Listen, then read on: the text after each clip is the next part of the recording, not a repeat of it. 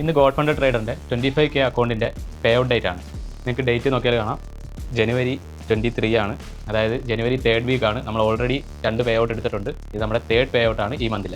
So നമുക്ക് വിഡ്രോയിലേക്ക് പോകാം. So ഞാനിവിടെ GFTയുടെ വെബ്സൈറ്റ് ഓപ്പൺ ചെയ്തിട്ടുണ്ട്. ഇവിടെ നോക്കിയാൽ ഡാഷ്ബോർഡിൽ കാണാം 25K അക്കൗണ്ടാണ്. അതിൽ പ്രോഫിറ്റ് മേക്ക് ചെയ്തിരിക്കുന്നത് 650 ആണ്. നമ്പർ ഓഫ് ട്രേഡ്സ് 13 ട്രേഡ്സ് ആണ് ഞാൻ എടുത്തിട്ടുള്ളത്. അതുപോലെ തന്നെ ട്രേഡിംഗ് ഡേയ്സ് 3 കംപ്ലീറ്റ് ചെയ്തിട്ടുണ്ട്.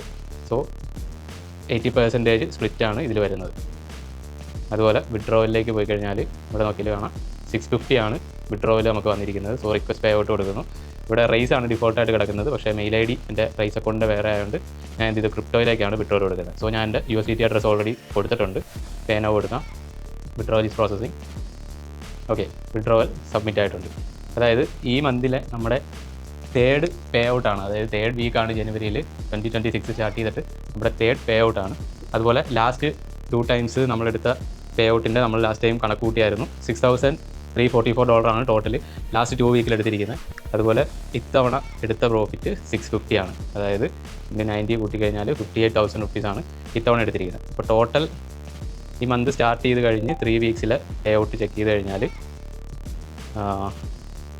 ലാസ്റ്റ് 2 പേ ഔട്ട്സ് പ്ലസ് 650 6994 ആണ് ടോട്ടൽ ഇൻറ്റു 90. അതായത് 6,29,000 ആണ് ടോട്ടൽ നമ്മൾ 3 വീക്സ് ആയിട്ട് ജനുവരിയിൽ എടുത്തിരിക്കുന്നത്.